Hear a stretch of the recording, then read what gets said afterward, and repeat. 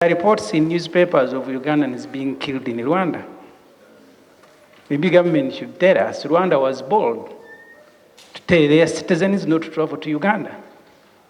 Maybe as you come to respond to trade issues, you should also advise Ugandans maybe not to travel to Rwanda. It's close to 1 year since Rwanda closed borders with Uganda, straining the relationship between two countries. Although the leaders have met to address the issue of relations between the two countries, there seems to be little progress. The border closures drawn concerns of Parliament, given the time the Foreign Affairs Minister has taken to resolve the problem. There is a lot that is being done. Like I told you, that peace is elusive.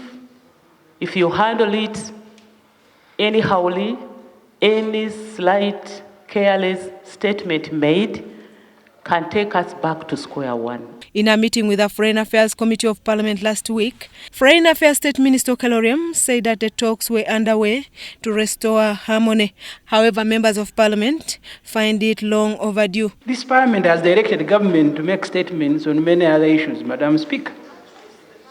You cannot sit here and instruct that let the border be opened, and you think this instruction will make the border opened. You have to negotiate, and the negotiations are on progress. I wanted to be on record. Something is being done. I'm requesting for time so that we conclude our interaction with our sisters and brothers. You know, what the citizens are really saying, for the last 4 months, people have not been able to trade. They live on trade. They can't trade for the last 4 months. They would like to get an assurance. Is it going to be possible, or they should forget about trading with Rwanda? People have been killed. So they want to know, should we go, or should we remain on our side of the lane? Early this week, however, 3 Ugandans were killed at the Uganda's border with Rwanda. Speaker of Parliament Rebecca Kadaga says the standoff could interfere with the East African integration. For the Honorable Minister, who has a responsibility in this country, to come and stand and say, in the process of a peace talk, people will continue to die. It's unfortunate. Is it in order? Shame, really. Arrogantly to make that statement, Shame. Madam Speaker?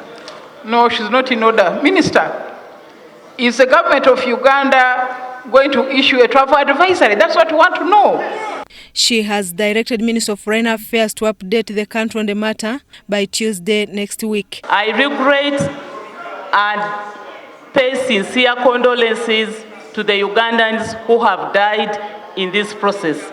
But we don't want more people to die. That's why we started with talking to one another. But you have an obligation to advise these Ugandans whether they should go or not. In some countries, just a quarrel, small quarrel, they will say, please, if it is not necessary, don't travel there. But here, since the closure of the border between Rwanda and Uganda in February 2019, engagements have been undertaken to end the tensions. This has since led to the signing of an MOU in Luanda, the capital of Angola, whose implementation by Rwanda is yet to be felt. The standoff that led to frosty relations between Rwanda and Uganda could be nearing an end following the latest milestone. At least 9 Rwandans who were recently released by the court-martial in Makindye, Kampala, are free to return to Rwanda. These were handed over to the Immigration Department of Uganda's Internal Affairs Ministry for official repatriation. The above-mentioned individuals are being handed over to the Uganda Immigration Authorities in the presence of His Excellency the High Commission of Rwanda for repatriation back to Rwanda today. It is the hope of the Uganda government that the Rwandese authorities will reciprocate the gesture of goodwill that we are making today. I wish to reiterate Uganda's commitment to full normalization of relations between our two countries and further assure you that any outstanding issues and concerns will be addressed in an open and transparent manner. The handover, also witnessed by Rwanda's High Commissioner to Uganda, Frank Mugambage, is viewed as a step in the right direction. A step in the right direction needs to be followed by further action to end all the concerns that we have always raised over time. Mugambage, however, wants more Rwandan detainees released from Uganda. He says these were subjected to arbitrary arrests, a claim Kutesa refutes. It's not only those that have been arbitrarily arrested.